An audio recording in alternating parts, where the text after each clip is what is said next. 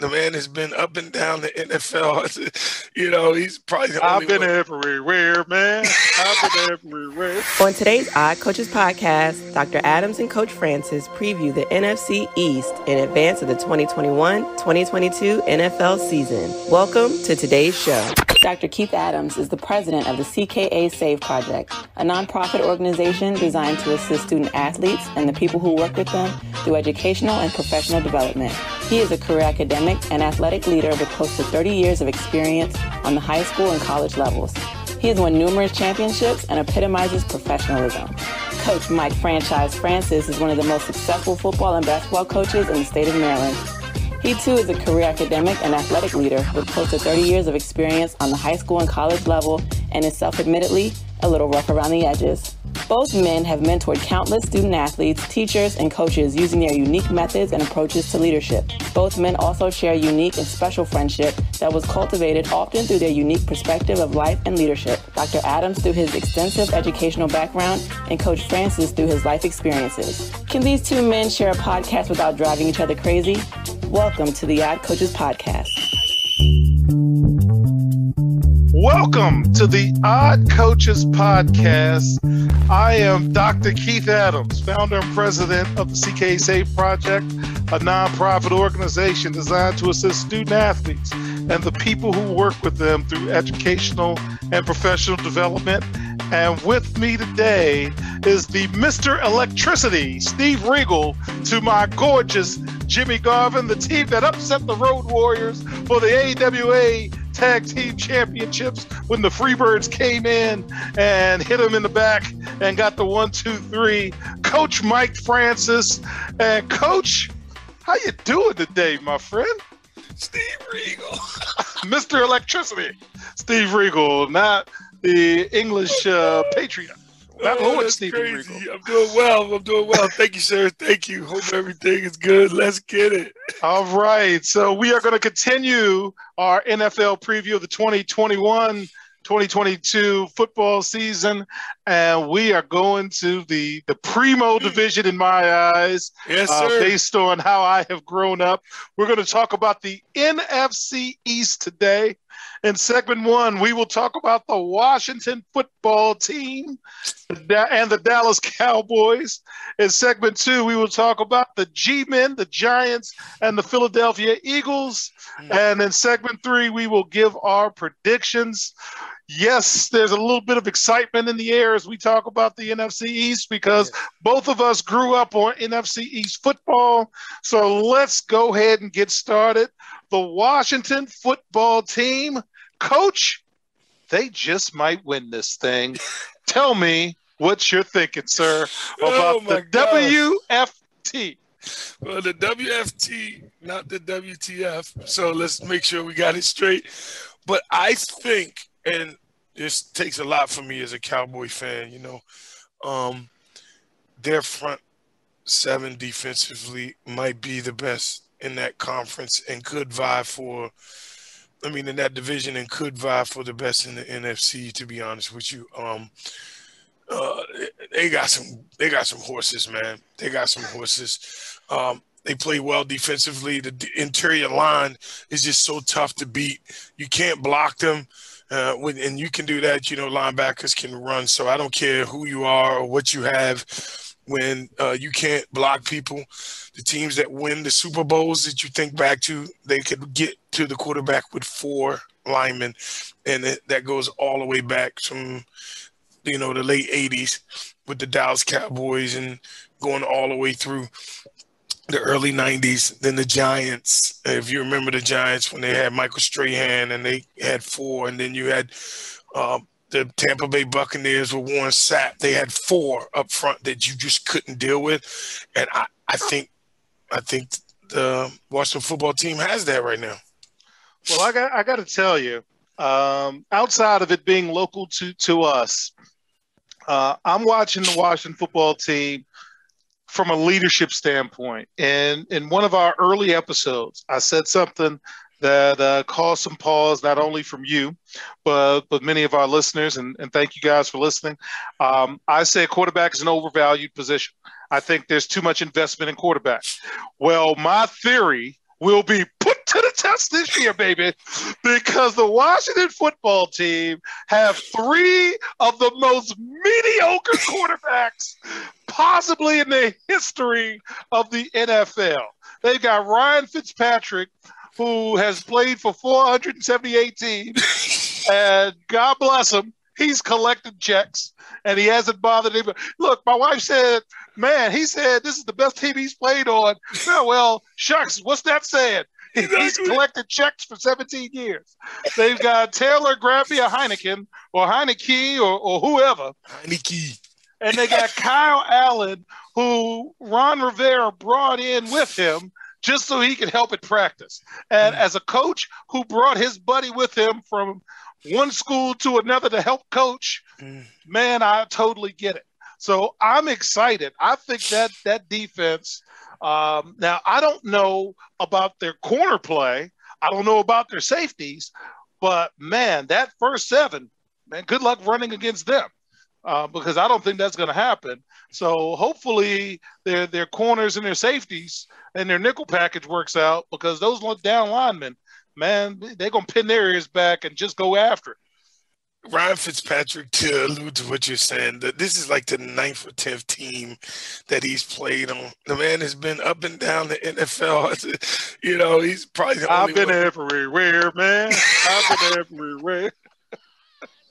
Like, I don't know who his agent is, but if his agent is not getting him travel endorsements, he's not doing his job. Like, he's not doing his job. He should be with U-Haul. You know, he should be in a moving company. He should be in an airline commercial. Like, this guy could sell moving.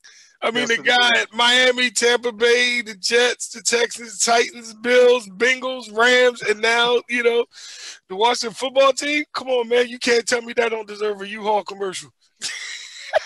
And speaking of U-Haul, or dare I say overhaul, the Dallas Cowboys, and let me just say, I grew up a Dallas Cowboys fan. My big brother almighty, Rick, still wears a Cowboys hat and one of our loyal listeners, and I love my brother dearly. But, man, I'm worried about Dallas. Tell me, as somebody who is a legitimate fan, what are you thinking about the Cowboys, sir? Dak has to get healthy. If Dak can stay healthy, in other words, it'll be okay. Zeke looks good. Zeke is the lowest. Zeke's weight's down to the lowest is when he came in the league. What are you talking about? Don't go with that Barry Sanders offensive line thing again. We had this. Stop it. Stop it. But if we can get healthy, if you remember, we talked about the tackles in the earlier episode. If the line is healthy, I think Dallas can, and we say a quarterback's best friend is being able to run the football. I think Dak Prescott found that out when Zeke was out. I think the Dallas Cowboys should they should know that by now. And Jerry is not playing. He's not playing. Like, he was the original fantasy football owner, in my opinion, because he just went out and got players who he liked no matter what and wrote checks. And he's come full circle with the whole thing about Jimmy Johnson. Like, that in itself makes me go, okay, now the curse is lifted. Because, you know, the way they broke up and the way that hurt their program forever as it is. So I picked Dallas to win the conference. I do. I think Dallas wins the NFC East. All right. So I'm going to pause and say every year I hear about Dallas. They are America's team. They're on national television. And even I, in my side life with my entertainment purposes only, sometimes get caught up in the moment. Sometimes I get caught up too, when I should be thinking with my head and not my heart and all the people around me. This is every year for the last 20 years has been the year that this is the year. So let me break these things down very briefly, because again, it's the NFC East. It's very close and near and dear to our hearts. Mm-hmm. Dak Prescott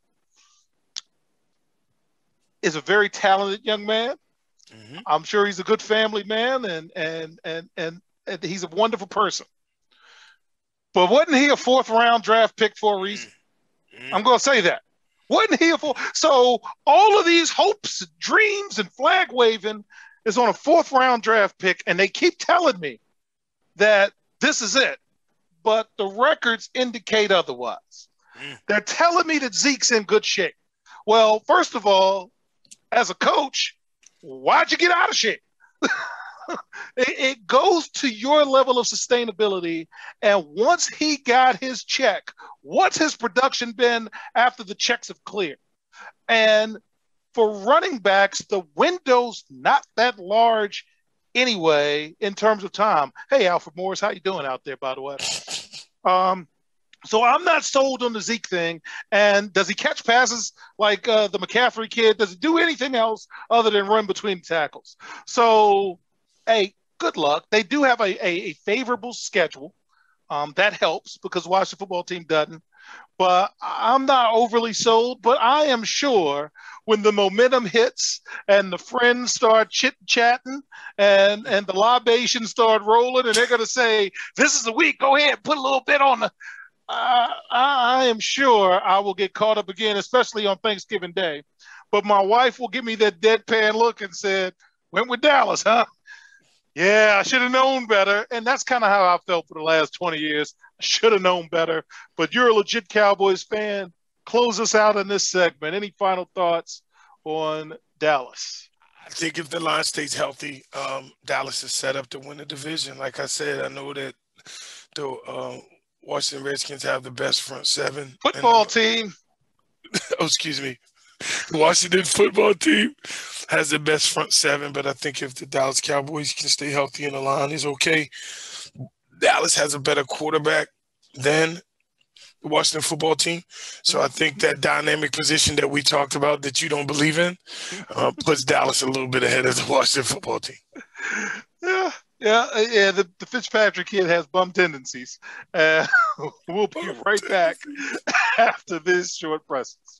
The vision of the CKA SAVE project is to use the combination of academics and athletics as a catalyst to lifelong success. Thus, the CKA SAVE project works to improve student-athlete academic and athletic performance by assisting student-athletes with transitional and transferable skills such as time management and organizational skills, along with the ability to self-advocate to help improve performance. However, we cannot do our work without the help of supporters like you. Consider donating to the CKA SAVE project. We accept tax-deductible contributions in a number of ways, including Venmo and Cash App at CKA SAVE project, or directly at the main page of our website, www.ckasaveproject.org. Simply click the donate button. We thank you in advance for your continued support. Welcome back to the Odd Coaches Podcast. This preview of the NFC East, and in this segment, we're going to talk about the New York Giants and the Philadelphia Eagles. And before I talk about the Giants, shout out to Dave Murray, legitimate Giants fan from way back when, good friend of the show. And the Giants, I'm going to tell you right now, Coach, please react to this. A fifth-place schedule can do wonders. What are you thinking about the Giants, sir? Oh, my God. The Giants, they seem to shoot themselves in the foot all the time. I think that a fifth-place schedule could help them, but Saquon has to be healthy. Saquon has to not be injured. And quarterback-wise, we need to see some improvement, okay? And then I'll tell you one thing. People don't take – it's tough to win in New York in November. You know what I mean? That weather and everything, it's tough. I can see them being picking up steam late in the season, but it still won't be enough to get them to the playoffs. Well, I'm going to tell you, sir, strictly for entertainment purposes only, that I am liking the Giants because of the reason you suddenly mentioned. Nobody's thinking about them. Fifth place schedule. Saquon's back healthy. Danny Dimes is a highly evaluated, rated quarterback. What was he, the top 10 pick or some whatever? An underrated defense. And I think the coach is going into his second or third year or something like that, and they've been quiet. Something amazing happens when you don't talk a lot. No. Previous segment. Mm-hmm. So I'm going to pay attention. And one of the good things about this show is that everything's time capsule, man. I can't wait to go back in a couple of months and see if we were right, wrong, or indifferent. So I am very curious about the Giants. And speaking of curiosity, let's transition to the Philadelphia Eagles. And did you know that in 1982, at this week in 1982, Johnny Cougar Hurts So Good was on the charts, blasting up there, and that takes us to Jalen Hurts. Is it Jalen Hurts So Good, or is it Jalen Hurts So Bad? Coach, talk to me about the Eagles. I think the Philadelphia Eagles are trying to make strides too. I don't know if Jalen Hurts is the answer. You know, I would like to give him time. I also don't think he had enough time to show if he is or he isn't the answer. You know, we got to make sure that he's at least given the opportunity to prove himself. And I would like to see that happen, but the NFC East is not the conference where you need to be proving yourself. You know, like you see that in the Giants as well. Like, and again, not to go back on that quarterback thing like that you hate so much to talk about. A lot of money. It's a lot of money with those guys. And if you see in that conference, it's not like it's a wealth of good quarterback play or an experienced quarterback play. And that's the only thing that has me put Dallas over top. So let's give Jalen Hurts this season to see what he can do. And then from there, make your decisions. But because of that, and I think defensively the Eagles aren't as good, you know, it's going to be a long year for the Eagles. I think so. All right. Well, for me, I'm a big fan of Jalen Hurts because of all of the non-football reasons that you like Jalen Hurts. He took his benching, and he didn't complain. Nope. He didn't moan. He was a good soldier. He did his job, and he came back and he helped his team win. Mm-hmm. And then he transferred in an air quote the right way with the support of his coach at the time mm-hmm. and his teammates. Then he went to Oklahoma. Didn't ask for nothing. Busted his hump. Worked. And darn near won the Heisman. And then he gets drafted. Mm-hmm. And he puts the work in. He works. And for whatever reason, Wentz gets hurt, but he ended up with an opportunity. And then one of the worst things I've seen, which takes me to, you know, SummerSlam and why did they job out Bianca like that? Oh. This kid didn't even have an opportunity to put his team in a position to possibly, you know, win a ball game because management said, no, we're good. So I hope he gets the opportunity to see if he can do this job because all of the things you would want in a leader, he's done that. Mm-hmm. So now it's a football issue. Can he play? Can he, you know, make the passes? Can he make the throws? Can he move the chains? All of that. So I'm watching the Eagles. Won't be entertaining myself financially that much with the Eagles, but I'm going to be watching the Eagles just to see his growth and development. Any additional thoughts before we close out this segment? No, sir. No additional thoughts, and strictly for entertainment purposes only. Yes, do not put the mortgage on the line with my stuff. You'll get your feelings hurt. And we'll be right back after this short break. Dr. Keith Adams, president of the CKA Save Project, is releasing a book this fall called Finding the Balance: My Personal Journey to Academic and Athletic Success. The goal of this book is to give greater insight into student-athlete motivation to improve student-athlete academic and athletic success through the lens of Dr. Adams' 30-year academic and athletic journey, from being an underperforming student-athlete to an academic and athletic leader. This book is also designed to be a guide for student-athletes, parents, teachers, coaches, administrators, and anyone else who has a passion to help student-athletes succeed academically and athletically. You can pre-order your copy of the book directly from our website at www.ckasaveproject.org. This book is scheduled for release in the fall of 2021. Welcome back to the Odd Coaches Podcast and our preview of the NFC East, probably our favorite division based on our youth and childhood.